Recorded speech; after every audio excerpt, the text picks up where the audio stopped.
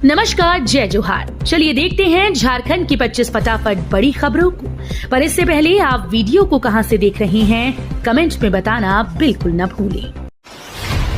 बाबूलाल मरांडी ने कांग्रेस को बताया पाकिस्तान का एजेंट। जिले के दूधीमाटी में कल भाजपा के जिला कार्यालय का शिलान्यास व भूमि पूजन किया गया। इस अवसर पर भाजपा के प्रदेश अध्यक्ष बाबूलाल मरांडी, केंद्रीय महिला एवं बाल विकास मंत्री अन्नपूर्णा देवी, विधायक डॉक्टर नीरा यादव व प्रदेश महामंत्री कर्मवीर सिंह मौजूद थे।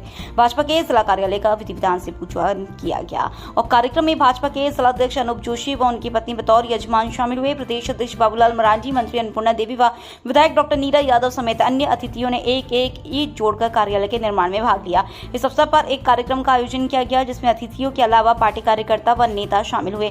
नेताओं ने कहा कि यह सिर्फ पार्टी कार्यालय नहीं बल्कि कार्यकर्ताओं का मंदिर होगा, जहां पार्टी के कार्यक्रमों के अलावा संगठन को मजबूत करने की रणनीति तैयार की जाएगी।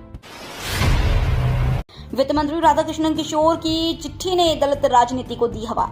झारखंड के वित्त मंत्री राधाकृष्ण किशोर द्वारा मुख्यमंत्री हेमंत सोरेन को लिखी गई एक चिट्ठी ने राज्य में दलित राजनीति को गरमा दिया है। इस पत्र के माध्यम से राधाकृष्ण किशोर ने एक साथ 3 लक्ष्य साधने की कोशिश की। पहला, उन्होंने भाजपा शासनकाल में बिना पदाधिकारी के अनुसूचित जाति आयोग के गठन को औचित्यहीन बताकर विपक्ष पर निशाना साधा है। दूसरा, राज्य की 50 लाख से अधिक दलित आबादी की आर्थिक स्थिति को लेकर वर्तमान सरकार पर दबाव बनाते हुए अनुसूचित जाति आयोग और परामर्श परिषद के गठन की मांग की है। तीसरा, इस पत्र के जरिए उन्होंने स्वयं को दलित नेता के रूप में स्थापित करने का प्रयास किया है। पलामू और गढ़वा के युवाओं को देनी होगी नागपुरी और कुड़ुख भाषा में परीक्षा। झारखंड सरकार ने शिक्षक पात्रता परीक्षा के लिए क्षेत्रीय और जनजातीय भाषाओं की सूची जारी कर दी है। पलामू के युवाओं को नौकरी के लिए स्थानीय भाषा के तौर पर कुड़ुख और नागपुरी में परीक्षा देनी होगी। पलामू और गढ़वा के इलाके के लिए नागपुरी और कुड़ुख भाषा का चयन किया गया है। झारखंड के सभी 24 जिलों के लिए भाषा का चयन किया गया है। पलामू के इलाके में बोली और लिखी जाने वाली भोजपुरी और मगही का चयन नहीं किया गया है। पलामू और गढ़वा बिहार, उत्तर प्रदेश और छत्तीसगढ़ से सटा हुआ है। उत्तर प्रदेश और बिहार से बड़ी सीमा सटी हुई है। इस इलाके में भोजपुरी और मगही भाषा का शुरू से ही प्रभाव रहा है।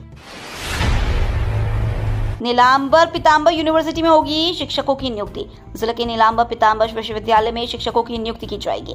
नियुक्ति प्रक्रिया जून में ही पूरी कर ली जाएगी। विश्वविद्यालय प्रबंधन ने सभी कॉलेजों से रिक्तियों का ब्यौरा मांगा है। दरअसल नीलांबर पीतांबर विश्वविद्यालय शिक्षकों की कमी से जूझ रहा है। शिक्षकों की कमी के कारण कई सत्र विलंब हो चुके हैं। नीलांबर पीतांबर विश्वविद्यालय में यूजी और पीजी में 60,000 से अधिक छात्र पढ़ते हैं। पलामू, गढ़वा और लातेहार के सभी कॉलेज विश्वविद्यालय के अधीन है। शिक्षक नियुक्ति की प्रक्रिया में कॉलेज के टॉपर छात्रों को मौका दिया जाएगा। जो छात्र अपने ऑनर्स में टॉप पर हैं और पढ़ाने के इच्छुक हैं, उन्हें प्राथमिकता दी जाएगी। मेरिट लिस्ट में सेकंड टॉपर को भी मौका दिया जाएगा। सभी नियुक्तियां अनुबंध आधारित होंगी और जो छात्र स्थानीय उन्हें प्राथमिकता दी जाएगी। भाजपा नेता को थाने में बिठाने पर गरमाया सियासी पारा। पुलिस की मनमानी और अवैध हिरासत के विरोध में शनिवार को हजारीबाग में सियासी पारा चढ़ गया। हजारीबाग सांसद मनीष जायसवाल ने सदर थाना पुलिस द्वारा शुक्रवार की देर रात बिना कोई प्राथमिकी या कारण बताए समाजसेवी और भाजपा नेता अर्जुन साफ को हिरासत में लेने के खिलाफ मोर्चा खोल दिया। शनिवार को सांसद मनीष जायसवाल सीधे सदर थाना पहुंचे और थाना प्रभारी सुभाष कुमार सिंह से अर्जुन साफ की हिरासत का कानूनी आधार पूछा। जब पुलिस कोई ठोस दस्तावेज या शिकायत पेश नहीं कर सकी तो सांसद वहीं धरने पर बैठ गए। पुराने कुएं के भरोसे 100 से अधिक आदिवासियों की जिंदगी। सरकार के द्वारा घर घर तक शुद्ध पेयजल पहुंचाने की योजना भले कागजों में पूरी हो गई हो, पर अभी भी कई ऐसे गांव और टोले हैं जहां के लोग आज भी शुद्ध पेयजल के लिए तरस रहे हैं। लातेहार के परसही पंचायत के वगवरी टोला की स्थिति कुछ ऐसी ही है। यहाँ रहने वाले लगभग 100 लोग आज भी एक पुराने कुएं पर आश्रित है। कुआं जब सूख जाता है तो यहाँ के ग्रामीण पोखर पर निर्भर हो जाते हैं। दरअसल लातेहार जिला मुख्यालय से मात्र 2 किलोमीटर की दूरी पर स्थित परसही का वगवरी टोला अवस्थित है। यहाँ उराव जनजातियों की एक अलग बस्ती है जहाँ आज तक शुद्ध पेयजल की व्यवस्था नहीं हो पाई है। ग्रामीण गांव में स्थित एक पुराने कुएं पर निर्भर रहते हैं। हालांकि जब गर्मी अत्यधिक पड़ने लगती है तो यह कुआं भी सूख जाता है। इसके बाद ग्रामीणों के समक्ष पानी की व्यवस्था करने की जद्दोजहद आरंभ हो जाती है। खंडोली का बढ़ेगा आकर्षण, कॉटेज के साथ बनेगा मरीन ड्राइव। खंडोली पर्यटन वर्षों से लोगों को अपनी तरफ लुभाता रहा है। यहाँ की छठा ठंड में विदेशी पक्षियों का आना, इनका अटखेली करना लोगों को आकर्षित करता रहा है। अब इस पर्यटन स्थल को और भी निखारने का काम शुरू किया जा रहा है। मंत्री सुदीव्य कुमार ने इसकी रूपरेखा तैयार कर ली है। मंत्री के निर्देश पर डीएफओ मनीष तिवारी ने पूरी रिपोर्ट भी मंत्री को सौंप दी है, जिसके बाद आगे का कार्य बढ़ गया है। मंत्री ने खुद ही क्षेत्र का निरीक्षण किया है। वाहन मालिक सावधान, घर में खड़ी कार है, कट रहा स्कूटी का चालान। राजधानी रांची में ट्रैफिक चालन को पूरी तरह से ऑनलाइन कर दिया गया है। ट्रैफिक नियमों का उल्लंघन करने वाले लोगों के पते पर सीधे चालान पहुंच रहा है। लेकिन हैरानी की बात यह है कि 2 दर्जन से ज्यादा ऐसे लोगों का ट्रैफिक नियमों के उल्लंघन का चालान काटा गया है, जिसके पास कार है लेकिन उनका चालान स्कूटी का कटा है। रांची के कुछ वाहन मालिक हैरत में, वो चलाते कार है लेकिन चालान स्कूटी का कट रहा है। हैरानी की बात है कि नंबर उनके कार का ही है। अधिकांश वैसे लोगों का चालान कट कर आया है जिनके 4 पहिया वाहन ज्यादातर गैरेज में पार्क रहते हैं। झारखंड भवन में नहीं मिला कमरा, धरना पर बैठ गए भाजपा विधायक। झारखंड भवन दिल्ली में पीएस के लिए कमरा नहीं मिलने पर पांकी से भाजपा विधायक कुशवाहा शशि भूषण मेहता इतने नाराज हुए कि रिसेप्शन के सामने धरना पर बैठ गए। फर्श पर अपने दोनों सूटकेस रख दिए और टिफिन खाने लगे। इस दौरान उन्होंने अपने पीएस के मार्फत कई जगह ताबड़तोड़ फोन भी घुमाए। यह बात दिल्ली से रांची तक आ गई। माननीय इतने नाराज थे कि झारखंड भवन में तैनात कर्मी पशुपेश में पड़ गए। कर्मियों ने बताया कि माननीय के लिए कमरा तैयार है। पीएस की व्यवस्था राज्य सरकार द्वारा रेंट पर लिए गए होटल आर्क में कर दी जाएगी, लेकिन माननीय नहीं माने। इतना हंगामा मचा कि किसी तरह झारखंड भवन में ही उनके पीएस के लिए कमरा मुहैया कराना पड़ा। पूर्व मुख्यमंत्री रघुवर दास ने जनजातीय समुदाय को लेकर जताई चिंता। झारखंड के पूर्व मुख्यमंत्री रघुवर दास शनिवार को दुमका पहुंचे। भाजपा कार्यकर्ताओं से मुलाकात की। इस दौरान मीडिया से बातचीत करते हुए रघुवर दास ने कहा कि झारखंड में जनजातीय समुदाय की स्थिति काफी दयनीय हो चुकी है। हेमंत सरकार अपने वोट बैंक के खातिर इसे पिछड़ा अवस्था में ही रखना चाहती है। रघुवर दास ने यहां तक कह दिया कि इस राज्य का एक ग्रुप इन्हें ईसाई प्रदेश तो दूसरा ग्रुप इसे इस्लामी प्रदेश बनाना चाहता है। अगर यही हाल रहा तो झारखंड की स्थिति नागालैंड और मिजोरम जैसी हो जाएगी। इसे बचाने के लिए झारखंड में एक और होल की आवश्यकता है। मैंने इसके लिए प्रयास शुरू कर दिया है। बारिश के मौसम के बाद जनजातीय समाज को जागरूक करने के लिए मैं पद यात्रा पर निकलूंगा। रघुवर दास ने यह बातें दुमका परिसदन में पत्रकारों से बातचीत में कही।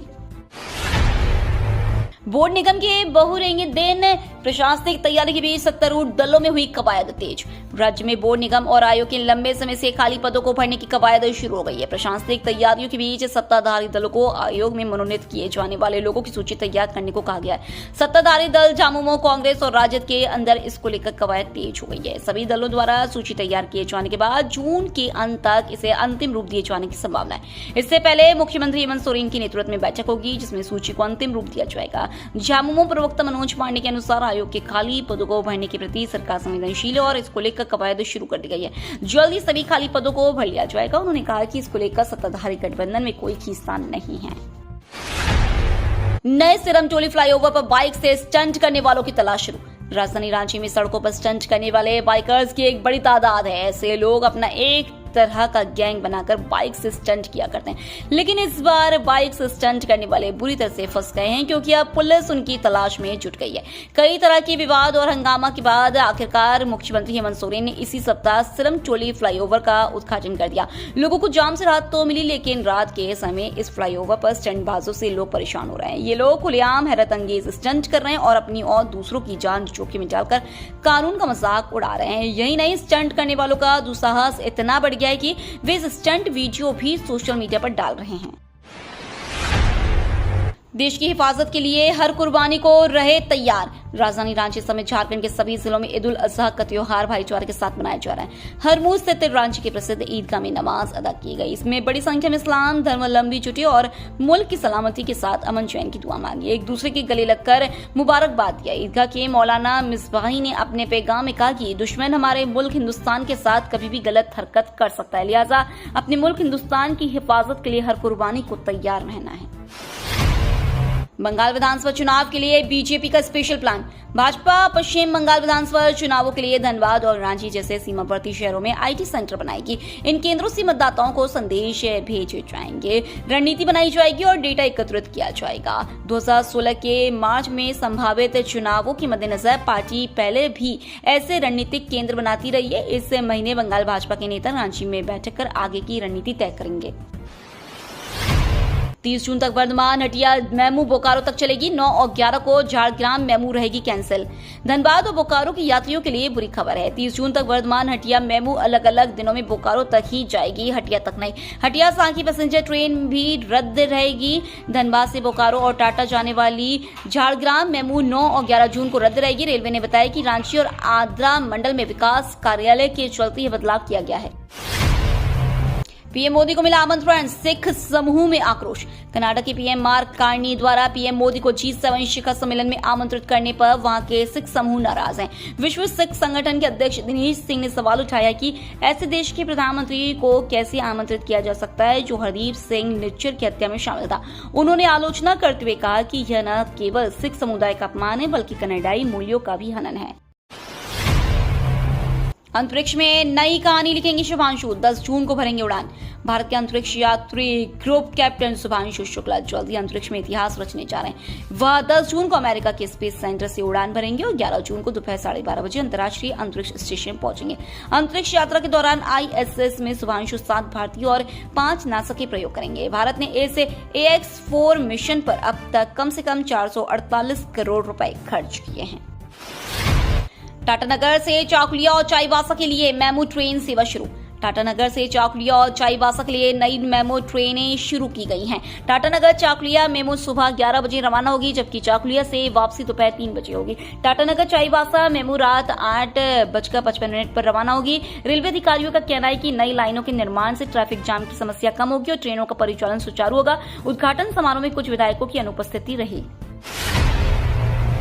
झारखंड को जल्द मिलेंगे 1117 स्वास्थ्य उपकेंद्रों के नए भवन। झारखंड के 1117 स्वास्थ्य उपकेंद्रों को जल्द ही नया भवन मिलेगा। एक स्वास्थ्य उपकेंद्र के भवन निर्माण पर 55,50,000 खर्च होंगे। अपर मुख्य सचिव अजय कुमार सिंह ने 1117 स्वास्थ्य उपकेंद्रों के लिए 6 अरब 19 करोड़ की स्वीकृति दे दी है। स्वास्थ्य उपकेंद्रों के निर्माण की स्वीकृति 15वें वित्त आयोग के अंतर्गत वित्तीय वर्ष 2024-25 एवं 25-26 के लिए दी गई है। किसान भाई घबराए नहीं, मवेशी की मौत पर पैसों की होगी भरपाई। झारखंड के सीएम हेमंत सोरेन की तरफ से राज्य के किसानों के लिए राहत भरी खबर सामने आई है। सोरेन ने कहा कि राज्य के किसान भाइयों को घबराने की जरूरत नहीं है। हम उन्हें कोई भी मवेशी बीमा कराकर ही दे रहे हैं ताकि मवेशियों की मौत होने पर उन्हें आर्थिक क्षति की भरपाई हो सके। उन्होंने अधिकारियों को भी स्पष्ट निर्देश दिया कि किसानों को कोई भी मवेशी बिना बीमा के नहीं दें। मुख्यमंत्री शुक्रवार को होटवार के मेधा डेयरी प्लांट परिसर में झारखंड के पहले मेधा मिल्क पाउडर प्लांट की आधारशिला रखने के बाद किसानों को संबोधित कर रहे थे। शिक्षकों के बावजूद इन स्कूलों के सभी बच्चे फेल। झारखंड एकेडमिक काउंसिल की मैट्रिक परीक्षा में खराब रिजल्ट वाले 61 स्कूलों के प्रधानाध्यापकों पर स्कूली शिक्षा व साक्षरता विभाग ने कार्रवाई शुरू कर दी है। इनमें 7 ऐसे स्कूल हैं जहां का परिणाम 100% शून्य रहा, जबकि 54 ऐसे स्कूल हैं जहां का रिजल्ट 50% से कम रहा। इन स्कूलों के प्रधानाध्यापक या प्रभारी प्रधानाध्यापक से स्पष्टीकरण पूछने का निर्देश दिया गया। साथ ही उन्हें दूसरे स्कूलों में स्थानांतरित करते हुए अनुशासनिक कार्रवाई करने का निर्देश दिया गया। वहीं 100% और 50% से ज्यादा 3rd डिवीजन वाले 7 स्कूलों के प्रधान अध्यापकों को भी नोटिस जारी करने को कहा गया है। शिक्षा सचिव उमाशंकर सिंह ने यह निर्देश संबंधित जिलों के डीओ को दिया है। रामोजी फिल्म सिटी रामोजी राव की पहली बरसी पर RFC में लगा रक्तदान शिविर। पद्म विभूषण से सम्मानित रामोजी राव की पहली पुण्यतिथि पर रामोजी फिल्म सिटी में रक्तदान शिविर का आयोजन किया गया है।